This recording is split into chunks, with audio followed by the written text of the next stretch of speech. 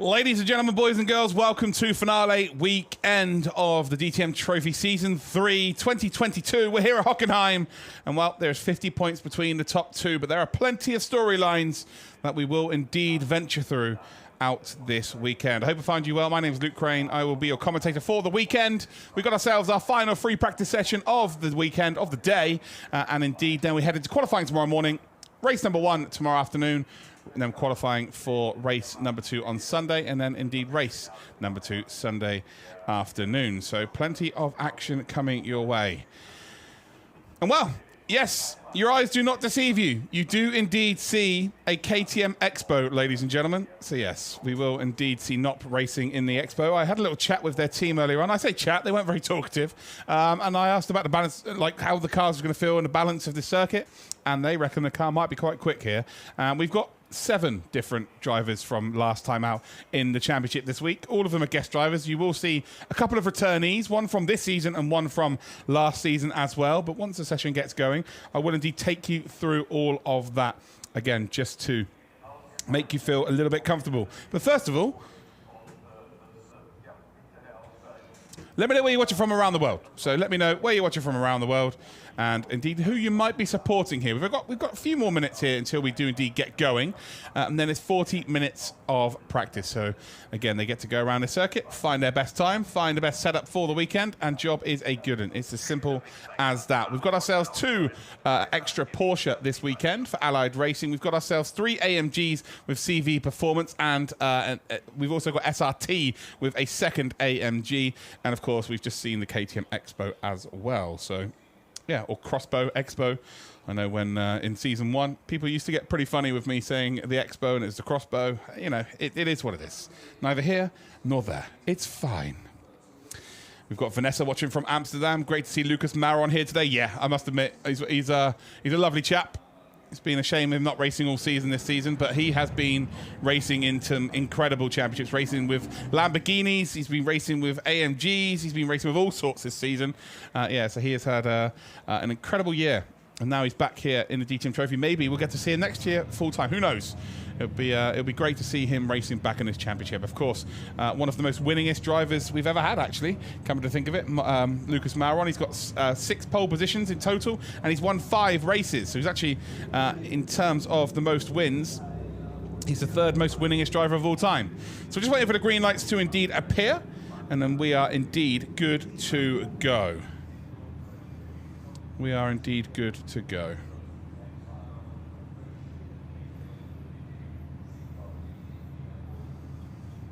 As you can see there, the number 85 at the front there. That is indeed Philip Dinez, the Hungarian with the American flag on his car. Used to race in karts when he lived in America, and was actually at one point ranked in the top 10 over the course of the whole of the United States of America. He was very, very quick in the first practice session earlier on, one of the top 5, in fact. We've got Skolde then supporting Tim Heinemann from Germany. Elisa then from Melbourne supporting Ricky. It's 12 a.m. So fair play for staying up that late. We do appreciate it. And hopefully Ricky can put a performance in that will make it worthwhile staying up. Ivan there from Portugal as well. As you can see, they're all eagerly waiting here as well. Very eagerly waiting, that's for sure. As you see there, the championship leader, Tim Heinemann. Is it going to be 2 championships for him in the DTM Trophy? Of course, a winner of the inaugural season in 2020. Can he go and make it a 2nd championship today? Well, we won't be able to do it today, but he could potentially wrap it up tomorrow. Needs a P6, and he will be our champion. So just a P6, and he will be officially the champion this season. But it's going to be interesting because he's got himself a 12 grid penalty tomorrow for qualifying. And there's 9 drivers in total that have got grid penalties. So pretty much over half the grid, the original grid, have got grid penalties, meaning that most of the guest drivers are going to start near the front. And none of those drivers count towards the points in the championship. So, for instance, if all 7 guest drivers finish 1, 2, 3, 4, 5, 6, 7, and then, for instance, Colin Karasani was to be P8, that means it would be 25 points to Colin Karasani. He would get the race victory effectively, but the trophies would indeed go to the guest drivers. So they're all fighting for trophies, but yeah, again, they're not realistically fighting for the points. There's the green light then. 40 minutes of racing action. Here we go.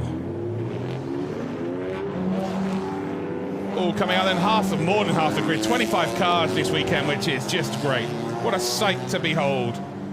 I do love the fact that we have got 25 cars this weekend. We've kind of been floating between 17 and 19 cars.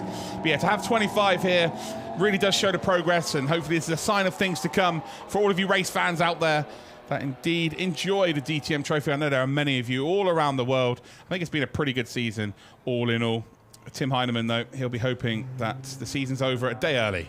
As you can see, a lot of these teams have got fresh tyres on. Basically, you see the Kuss Team Bernard Porsches, they missed a race weekend each. So Imola for Daniel Gregor, because he crashed in free practice 1 and the car was rendered not able to race. And then we had Ricky Capo, who had the engine seized at the Norris Ring. So they've got themselves 2 fresh sets of tyres that they've been able to stock up from that point of the season. So they're able to run fresh rubber, albeit they might not be perfectly fresh, but they were fresh this morning.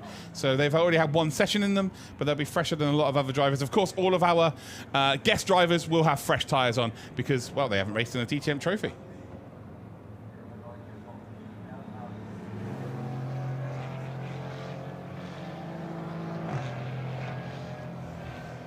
So here we go then, Colin Carasani. I've said it a few weeks in a row now. He has to be perfect. It has to be 2 wins from 2, but he also has to get a qualifying point or a fastest lap at some point, and hope that Tim Heinemann gets no points this weekend for him to become champion. It is between 2 drivers. It's very unlikely that Colin will be in the hunt come Sunday, but anything can happen. We've seen that in motorsport time and time again. Anything can happen, and Colin Carasani does not have a grid penalty for tomorrow's race.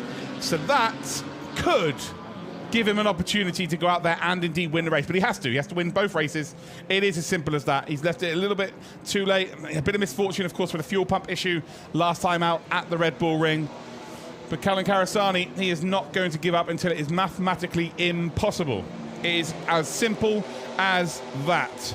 Right, let's talk about some of the drivers in terms of the guest drivers on the grid. Again, we have 6 of them, effectively 7, but one of them's back from earlier this season. We've got Vincent Andronaco, who was in the top 5 earlier on for Allied Racing. He will be in a Porsche GT4 RS.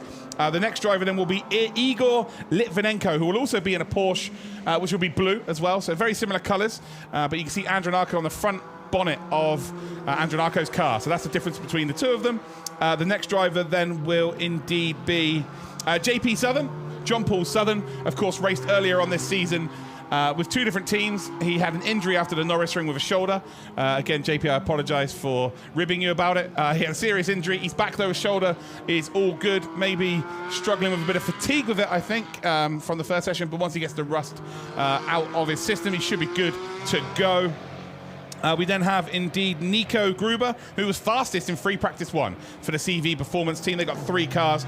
Philip Dinez as well for CV Performance. And Lucas Mauron, of course. Lucas Mauron back after competing in last season's championship. Of course, already won himself 6 races, or 5 races, shall I say, in this championship with the Audi Hyder Motorsport team.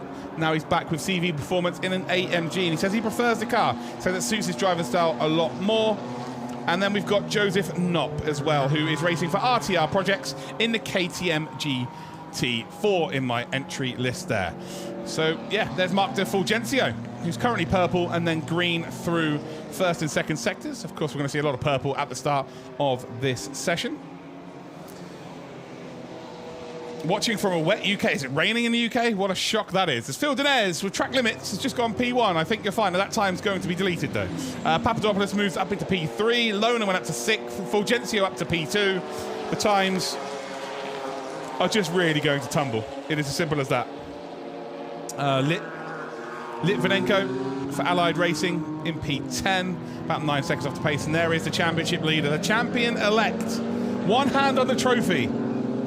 Will it be 2 hands by the end of this weekend? Knopp then in P1 for RTR Projects, a 150.109. Earlier on, they got down into the 47s, just about in the 47s, 47.9. So will we see any improvement on that? All their tyres are going to be a little bit older here. As you see, Papadopoulos absolutely send it down towards the hairpin here at Hockenheim. And again, welcome to anybody watching around the world. If you're watching on YouTube right now, you can absolutely get involved in the chat. Let me know who you're watching. Let me know where you are watching from.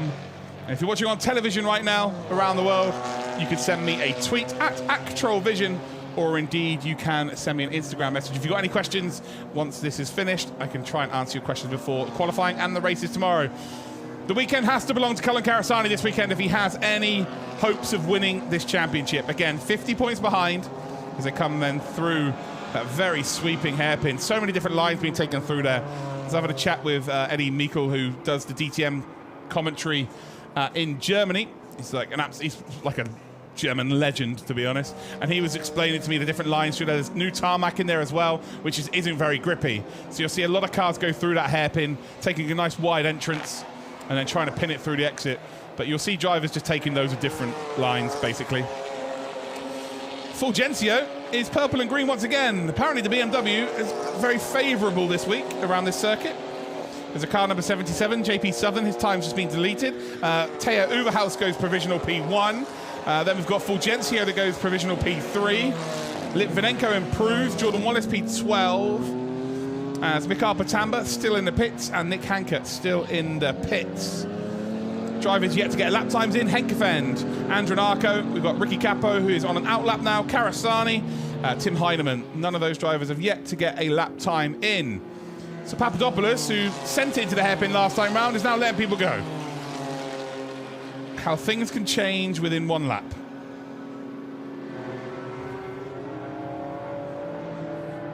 So there's Karasani at the forefront of your picture. And then we've got Lucas Mauron, who's in the number 83. You've got Nico Gruber, who's in the number 84 for CV Performance Motorsport. And then you do indeed have in the number 85, Philippe Denez. Very similar looking cars, but different colours. So the gold, the white, black and gold will be Lucas Mauron. The white, black and indeed sort of purple will be Philippe Denez. And then the white, black and blue is Nico Gruber. Hopefully that helps you out in terms of distinguishing the difference between the cars. Gruber, though, up to P5. Quickest in the first practice session of the day. P5 right now as it stands. As Denez goes across the line, picks up a P4 provisionally, as we are on board now with Sterian Folev in the number 5. A green first sector. Second sector, a 50.96, which is actually not the world's slowest time right now. It's actually not a bad time at all. It's great because it's just not very quick for him personally. So this could be a nice time here from Folev. Across the line, Folev will go, and it's P7 for Sterian Folev. Fulgencio about to come across the line once again. Track limits, by the way, on the exit of turn 1 have been an absolute nightmare as Moritz Lohner goes and puts in a 49.8, momentarily takes P1, as then Fulgencio also does a 49.8. It's nearly half a tenth quicker, puts himself up into P1. And breathe, still 31 minutes to go here, so we're not going to get too excited as it stands. As there is Daniel Gregor, who's had an incredible season since the summer break. Didn't have a great first half of the season, but for such a young driver, has had an incredible, incredible season. And I think we're going to see big things from the young German, that's for sure. Well, Teo Uberhaus, by the way, has just gone purple through Sector 1.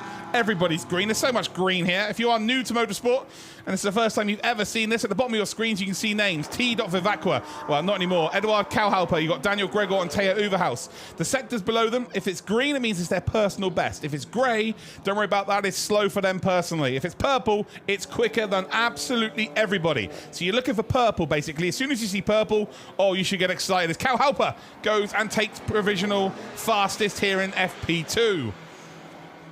Daniel Gregor about to come around the final corner, the middle sector. Not really setting the world alight there. The Porsches look pretty quick this morning, though. Must admit, across the line then for Daniel Gregor. And where's he going to position himself? P6 then for Gregor. Moves up 5 spots. Teo Uberhaus, though, is absolutely flying here. And I think you'll find might be one of the first times that we see that gets down into the 48s. Kauhalper, of course, provisional fastest as it stands. Teammates of Rodrigo Almeida, who managed to get himself a victory at the Red Bull Ring for the BWT Muka Motorsport outfit. And Colin Karasani, who's just crossed the line, has indeed gone up to P14, was 12th, but then Folev's just improved. And so did Lucas Mauron. So Mauron up to P9. As Teo Uberhaus does go faster. I thought it might be a bit more than that, but it's by 300ths of a second. And the Volkenhorst Motorsport driver up to P1. Hoffman and Almeida here having a bit of a ding-dong earlier on in the weekend, which I'm not opposed to. I like to see this.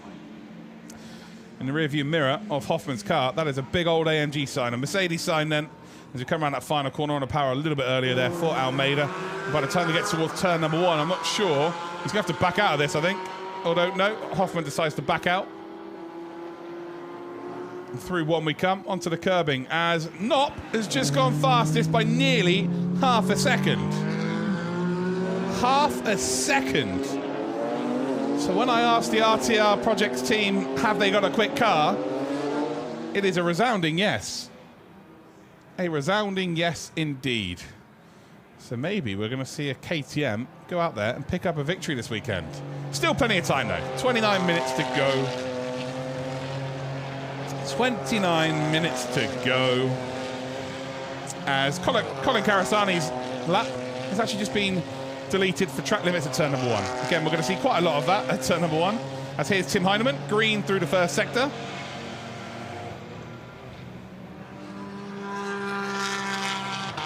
And what about the middle sector here? Are we going to see any improvement? Mark De Fulgencio, grey. Might be a case if he brings that car into the pits. Anyone still in the pits right now? Yeah. Both the Speed Monkeys cars are in the pits, Regal and Hanka. Mikhail Patamba, I have not seen him this weekend. So I'm not sure Patamba is here. He wasn't very well last time out. But yeah, I'm not sure he's here. I'll get that confirmed before qualifying tomorrow, of course. Edward Kauhalber, a 23.92 in the first sector. The Mercedes car looking very strong indeed. Lots of Mercedes on the grid. We've very much had a BMW, sort of not dominance, but BMW field throughout this season. But now all of a sudden we've got more AMGs than anything else. Tim Heinemann across the line, P7 for Tim. Again, won't be too overly happy with that, that's for sure. Into the stadium section then for Kauhalber. It doesn't look great, the 50.66 in the middle sector, but I can assure you that is flying. He's slower than what he's produced, but that is a very quick middle sector right now. Trying to find grip there, taking a very wide line. Again, I've been told that that is really the line you want to be taking. And it's really about trying to figure that out sooner than everybody else does. So around the final couple of corners we will go. We'll button that power down. Lewis Henkefend in P20 hasn't improved his time. Lona still P6. Across the line then for Kauhalber. And it's good enough for second. So an improvement to move up. But not still looking very, very quick indeed. Ricky Capo's just come across the line. Still P15. Gruber across the line. Still P5. Got Jordan Wallace then across the line. P16. And how good is it to see 25 cars out there for this weekend. Cool, this is going to be so much fun to do.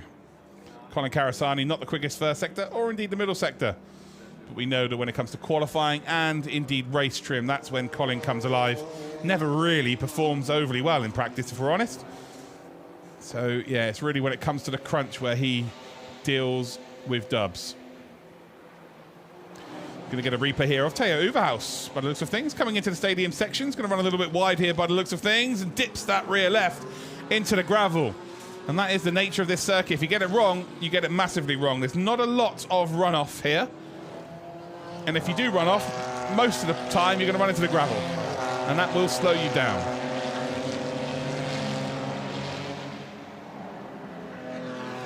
So for everybody out there who's wondering why there are different cars out there, we've got 7 guest drivers in total. So we've got 4 AMGs as Almeida goes up to second spot then. So BWT have got themselves P2 and P3 as it stands. Colin Karasani, as soon as I mention he doesn't really do it in free practice. He waits till it's qualifying on a race. He goes fastest out of everybody through sector number 1.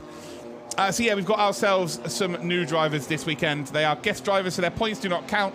So effectively, if the 7 guest drivers finish P1 to 7, it'll be P8 that gets the points for the championship, but the podium would be the guest drivers, just to confirm to you all. So Gruber is the fastest out of our guest drivers right now for the CV Performance team. The next one then is Philip Denez. You may know him from Sim Racing World, from BS Competition. He's got a rich history of racing, starting from karts all the way to GTs, bit of open wheel action as well. Again, when it gets to qualifying tomorrow, we'll have a nice little synopsis of him. We've then got Litvinenko, who's currently P19 for Allied Racing. Lucas Mauron for CV Performance, currently P13 as well. He will be racing for CV Performance. Of course, we've seen him before. He's won 5 races in the DTM Trophy in the history of it. We've got Nop, who is also racing for the RTR projects, currently the fastest with the KTM Expo.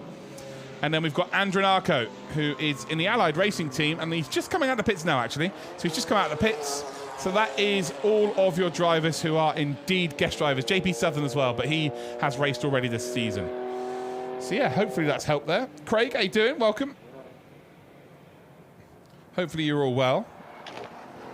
And again, if you've just joined, let us know where you're watching from. Let me know who you're supporting.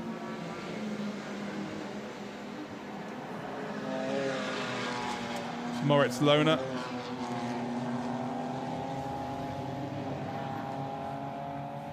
Green through sector 1, grey through sector number 2. And again, just trying to find a bit more grip around the wide entrance in towards the 4th from last corner. A lot of people taking different lines through there. Some people are right out to the edge onto the AstroTurf. Some people are using the curb on the inside. But with the new tarmac in there, sometimes it can be grippier and sometimes it's not. I think it might be seeping oil through the surface, hence it's a bit slippier on the inside of that corner. As Moritz Lohner then is in P8 as it stands. Edward Kauhalper is, well, P2, and it's now only by 1/10 of a second. So Kauhalper's found a bit more time there. Almeida has found more time as well. So it's just shy of 2/10 of a second between the top 3. But it is Nop, guest driver, currently fastest. We've already had one guest driver P1 in free practice 1. In Nico Gruber. Are we about to see the same here again, but with a different driver? That would be exciting now, wouldn't it? That would absolutely be exciting. Lucas Mauron for president. I'm not against it. I am absolutely not against it there. So round then the final corner for Colin Carasani. And across the line we will go. Where are we going? P13 then. So it is an improvement. Starting to find a bit of time. 1.2 seconds off of the outright pace here. Remember, they're all on old tyres now. Some of them are on newer tyres than others. Be it if you're a guest driver or maybe you've saved up some tyres across the season, then they would have bolted a fresh set on this morning. But everybody will now be on the second session of those tyres. So this is why we are not seeing all of the new drivers at the top. We're seeing one of them, but not all of them. Whereas we saw this morning that pretty much all of the new drivers and the 2 Porsches from Kuss Team Bernard, who had a fresh set each to use as well, they were all at the forefront. So they're right at the sharp end.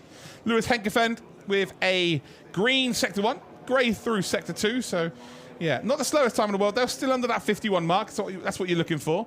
Car 22's had another cancellation for their relevant lap time for track limits at, I can let you guess, turn number 1. Track limits are going to be a key here. And to be fair, we say that every week. As Nop, the number 89, has also now got a track limits penalty as well. Moritz Lohner still P8 as they cross the line. We got Murillo supporting Thiago as well. Vince Peters, we have got Tim Heineman who leads by 50 points. Colin Carasani is behind. Basically, for Tim to win the championship, he needs a P6 in one of our races this weekend. And for Colin Carasani, he needs Tim to not score 2 days in a row, and he needs to win both races and get either a fastest lap 1 point or indeed get a qualifying point. So qualify in the top 3 once and win 2 races, but he also needs Tim Heineman to indeed DNF twice. So it's a tough task, but Carasani's made a very strong stuff, so who knows. Carasani then across the line. Has he found any more pace here? P13 still. Green through the middle sector. That's actually a really good sector. 2, 50.4. Although 50.1 is the fastest through there, and that is Nop. So Nop just produced that as well on a last lap attempt. It was a slow lap. He's actually in the pits now as well. So Andronarco, you can see the name on the bonnet of the car, will come into the pits here. And, well, isn't feeling overly too comfortable by the looks of things. Although P9 in your first outing for the DTM Trophy, maybe isn't the worst thing in the world. They've been racing in the ADAC GT Masters this year with that car. So we'll be very much used to it. It's all about really putting those lap times in now So it might be a little bit of a different feel to the car with the regulations that are slightly different to the ADAC. But for the most part, the cars are pretty much the same here. It's Jacob Riegel flashing his lights, just letting cars go by. There we go, flat out once again. So yeah, not too. Maybe it's just a case of, right, I'm flashing my lights, camera, get on me. And if so, it's worked out perfectly well here. So Riegel, who is a bit of a practice 2 specialist, if you like. Him and Lewis Henkefend tend to both do really, really well in these conditions. And he's flashing the lights to Hoffman in the front. That's what's happening here. So Riegel, who he probably thinks he's on a pretty quick lap here, as we come up then towards the hairpin, and Hoffman will let him go by, but Riegel would have lost time there for sure. And really, his first push, because the Speed Bunkies team haven't really been out there. Uberhaus now on an outlap, Vivacqua on an outlap, Papadopoulos and Ricky Capo all on outlaps here.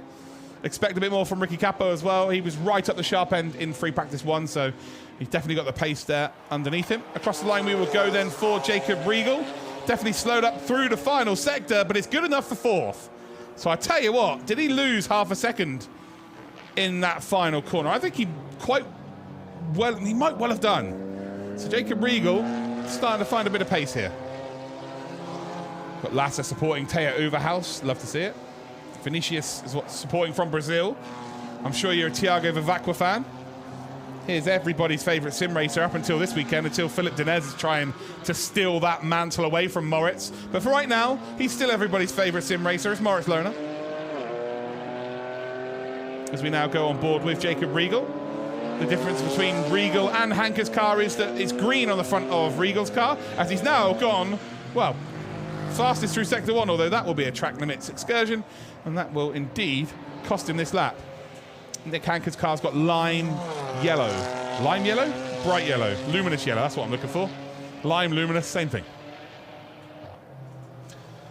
So yeah, Riegel here will definitely be punished for that, I would imagine. Although TL has not come up here as of yet. So maybe this will be the fastest lap time in the history of the world. But the first sector is quick. What about Sector 2? Across the time, 50.6. It's not slow. It's certainly not slow. Although he's lost maybe about 0.2 of a second of what Knopp has produced here. Knopp's still in the pits. So Knopp is still in the pits.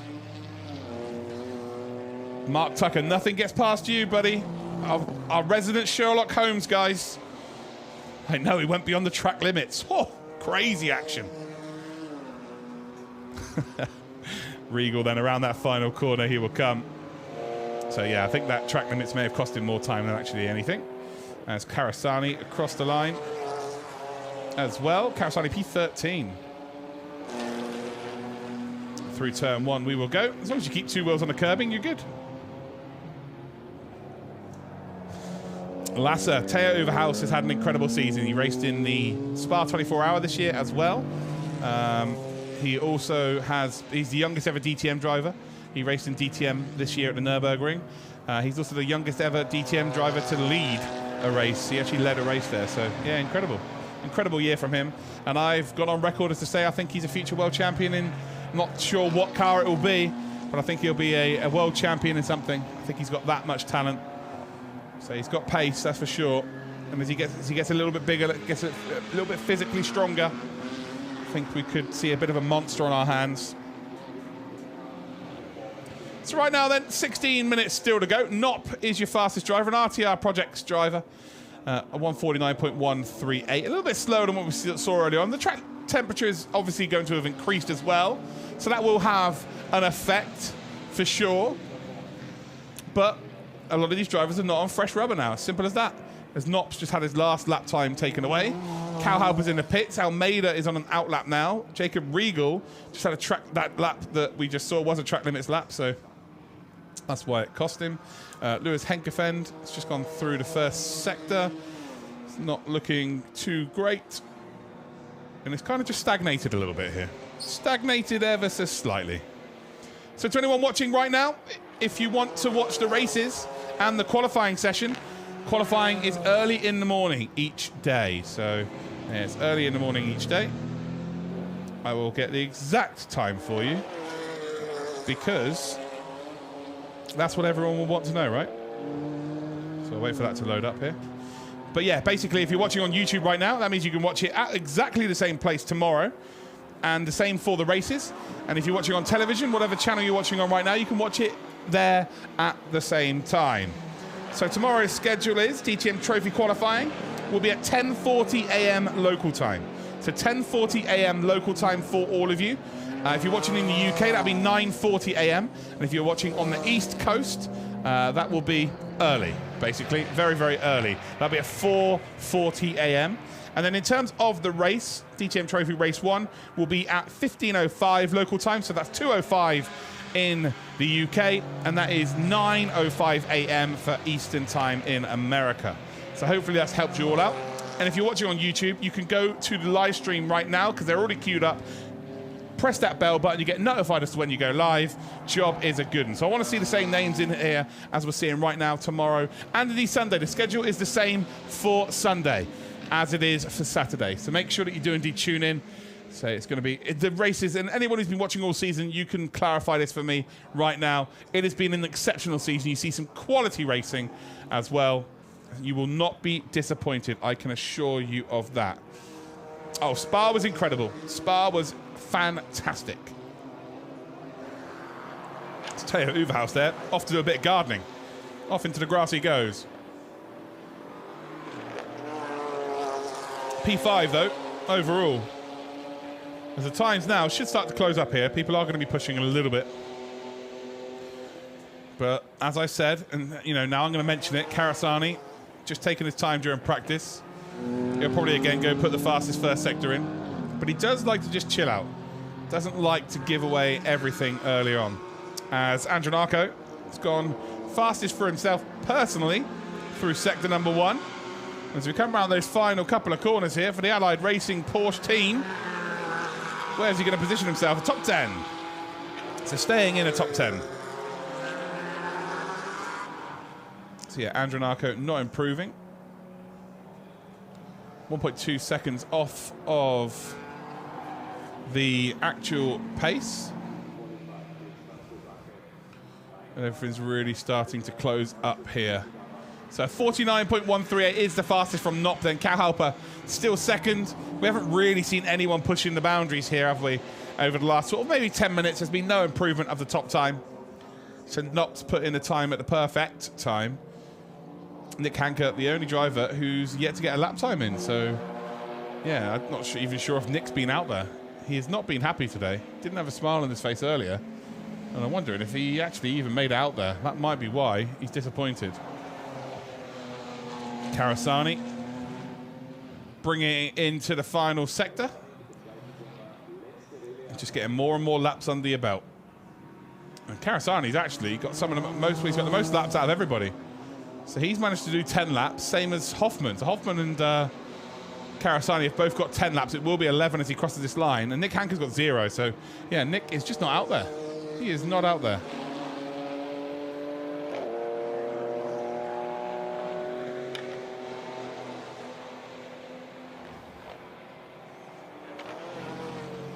Oh, look at that. Absolutely on the limit there. Sliding the rear of that car out. As we're seeing a nice little glaze over the circuit here. The sun's starting to bake the track. So it looks like, through the TV cameras, it actually looks like it might rain, but there's no sign of that here. It is very, very bright, actually. And again, as I say that, it'll probably start raining crazily now. We've got Teo Uverhouse, who've had just a lap time taken away again for turn number 11 track limits this time. Fulgencio into the pits. Done and dusted. 11 minutes to go. So plenty of time still for people to get their lap times in. They're Aston Martins. Number 99 and 63 are both Aston Martins.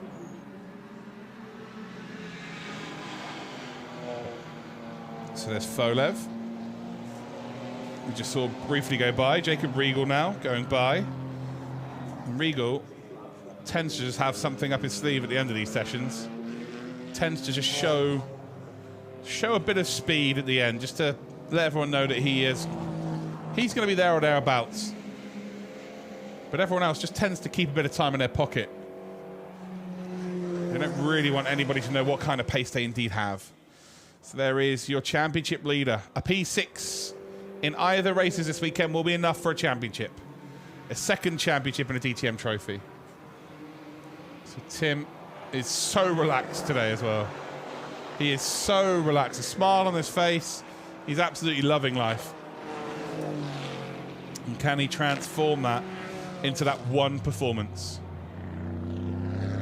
Car 48 now with a cancellation of their lap before track limits at turn number 1. That's Hoffman. So track limits are going to be a huge factor here, especially in the race. Folev having a check of the pressures on the car. 9 minutes 40 to go. We'll come back out. We'll spend a bit of time getting a couple more laps in. But as it stands then, it is RTR Projects, KTM Expo, KTM X Crossbow with the fastest time, a 49.138. Then we got Cal Halper, second. Teammate for Cal Halper is Almeida, who won the last race we had. He's in third position. Then we got Regal in fourth. Uverhaus is in fifth position. We've then got Fulgencio in sixth. Gruber in seventh. He was the fastest this morning. Tim Heinemann in eighth. Moritz Lohner in ninth. And then Andronarco for Allied Racing in 10th position. Henkefend and Gregor are 11th and 12th position. Then we've got Karasani, who again needs to win 2 races this weekend. It is win or bust for him. Again, if he doesn't win, it doesn't matter what Heinemann does tomorrow. He has to go out there and win. It's as simple as that. We've got Folev, Vivacqua and Dinez as 15th and 16th. Mauron and Papadopoulos in 17th and 18th. And we've got Jordan Wallace and Ricky Capo as your top 20. Litvinenko, JP Southern, Hoffman and Hanke. Hanke the only driver to yet put a time in as it stands. Watching Cal Halper come around the final couple of corners. Grey, so we're not going to see any massive improvement here. The only driver that really has found a bit of improvement is Jacob Regal. He's got a green middle sector on his previous lap. So he has improved a little bit here. Yeah, he was 4/10 off of what would be pole position. Now he's only 3. So he found a 1/10 of a second. Now, it's all about whether he could stitch a couple of good sectors together as the BW team are working together here, trying to find some space. And then you've got Folev, who's just coming back out after the pressure checks on the tyres. But with 7:47 left, just watching Daniel Gregor bring the car into the pits here as well. But here's your fastest driver. That rear wing, non-existent.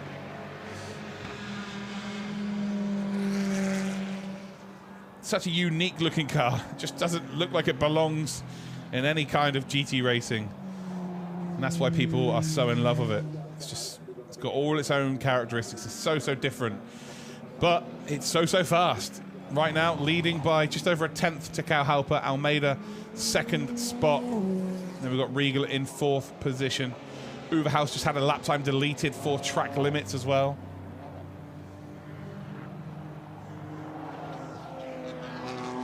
As we're looking at Teo Uverhaus here. Still the youngest ever winner in a DTM trophy. Daniel Gregor, of course, won earlier this season, and he nearly broke the record. But unfortunately, he was 7 days older than Uverhaus. 7 days older. So if he won a race 2 weeks prior to that win, he would have been the youngest ever winner. But he didn't. So it still belongs to Teo Uverhaus. Youngest ever winner. Youngest ever pole sitter. Youngest ever DTM driver. Youngest ever DTM leader of a race. Just breaking records. And there is Daniel Gregor, the form driver since the summer break, really. I keep mentioning it because he's just been sensational. Very unlucky first half of the season. A couple of driver errors as well. Make no mistake about it, but has he ever rectified it in the second half? It's been very good. Very good indeed.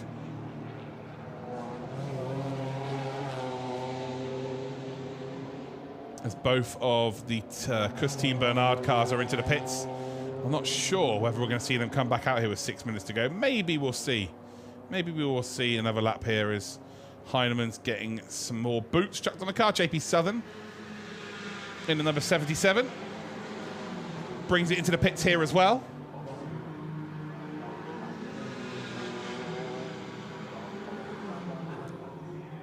Again, just a couple of setup changes. Hydraulics coming out there.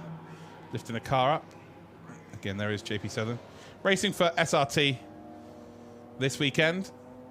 Fun fact, that was actually the car that Alexandre Papadopoulos was racing for the first half of the season. And he was then racing in another GT4 series, a German series, with the car he's using currently. Looks like Bumblebee. And so he then decided, because they had so many races too close together, instead of traveling with, to different races with a different car, they decided to just use the one car for all races, which then freed up that one for JP to come back in and race. He is a guest driver. He was a full-time driver at the start of the season, but unfortunately got injured at the Norris Ring. But now he's been given a chance this weekend with the SRT team, and a chance to showcase his skill set, although not really finding too much pace so far for JP. But again, it is only practice. Bit of a qualifying specialist. Managed to get a couple of pole positions so far this season. Yeah, he's got 2 pole positions. He only raced 6 times, and he managed to get 1 podium. He got a P3 earlier on this season. So Southern is definitely someone who can go out there and get results. That is a fact. So here is Thiago Vivacqua, everyone's favourite Brazilian. Don't tell all the other Brazilians. I love Thiago. Lovely, lovely guy.